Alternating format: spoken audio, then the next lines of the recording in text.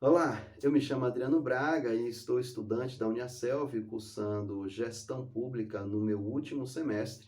Acabei de fazer o meu seminário e estou agora gravando esse vídeo como forma de socialização.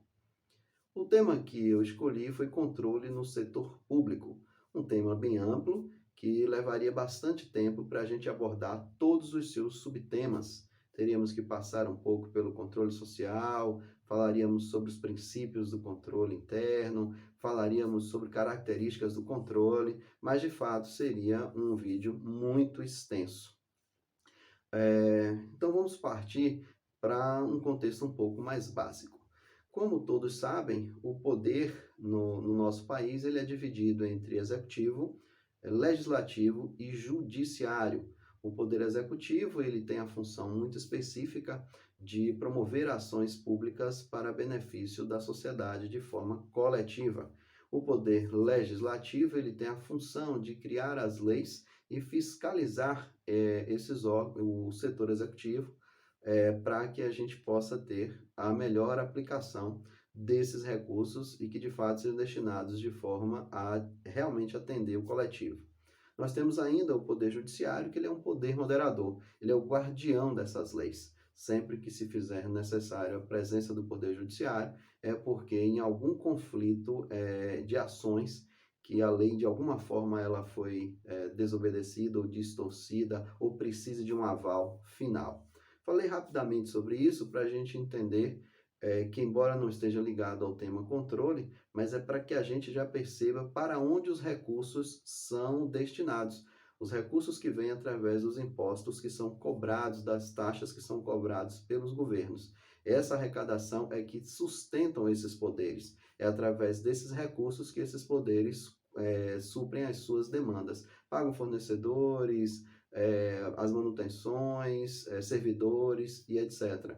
Por isso, o contexto, a pincelada um pouquinho a respeito da questão dos poderes, porque são eles que de fato fazem o uso dos recursos. Então, eles é quem passam pelo crivo do controle.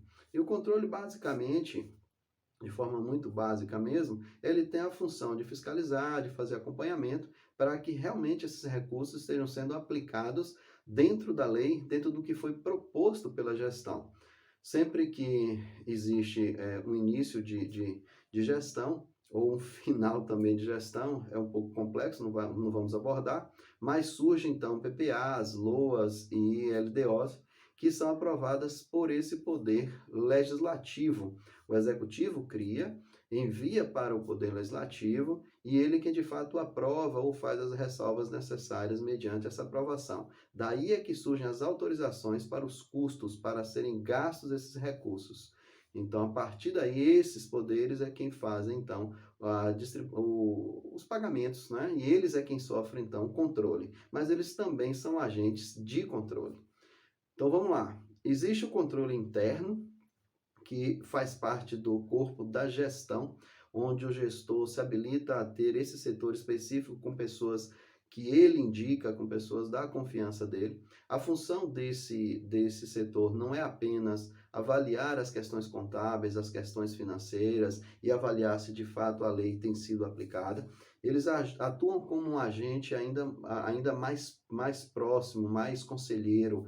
Ele tem a condição, esse setor interno, este controle interno, tem a condição, então, de fazer com que, de fato, a lei seja aplicada de forma antecipada, descobrir erros e apontar ajustes necessários para que a aplicação desse dinheiro realmente aconteça de forma muito coerente, de forma muito correta. E existe, então, o controle externo, que esse sim é um controle mais focado na certeza, na segurança, na avaliação, na análise se realmente esse recurso foi aplicado dentro do que diz a lei, dentro do que foi proposto lá na LDO ou nos PPAs ou LOAs. Eles é que fazem essa avaliação, essa análise, daí geram relatórios, pareceres, e eles encaminham então de volta ao poder legislativo, e esse sim é que vai fazer a avaliação final e dizer se aprova ou se reprova as contas, não é, do gestor.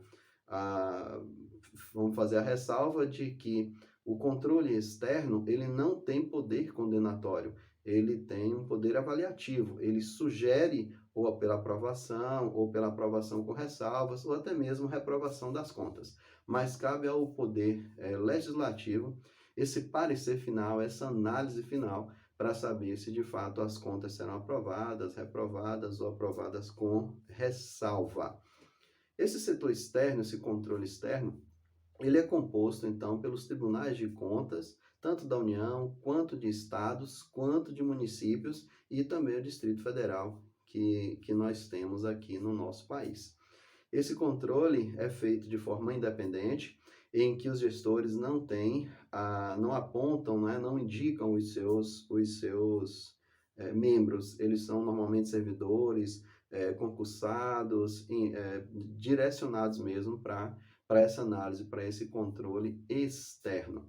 E nós temos ainda o controle do próprio Poder Judiciário, que ele, embora não seja de fato um agente de controle, mas ele, sempre que provocado, ou sempre que ele percebe que está tendo também a malversação dos recursos, né? A malversação dos recursos, eles também começam a entrar em ação, e esse sim, tem até o poder condenatório, né? Aplicar multas e até mesmo propor a suspensão dos direitos do gestor, enfim, cassação de mandatos e etc, tá? Mas, basicamente, existe controle interno e controle externo. O controle interno nomeado pelos gestores, para que eles possam ter uma avaliação mais de perto, mais rápida, mais efetiva, até mesmo para a solução dos problemas, e esse controle externo, que de fato avalia as contas de forma muito ampla, e bem detalhada. Porém, eles criam, então, só as ressalvas aprovando ou reprovando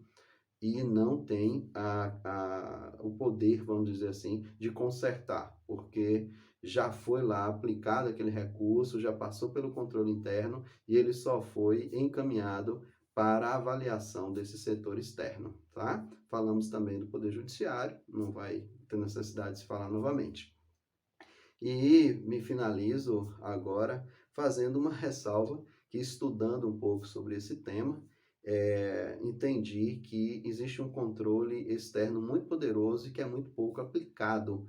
O povo, nós, na condição de cidadão, temos a condição, sim, de controlar os gastos desse poder público, porque os controles externos colhem de informações estão alimentadas nos portais de transparência de cada gestão, e eles são obrigados a fazer isso por lei. Então, se nós formos lá buscarmos essas informações, nós também seremos um agente de controle externo.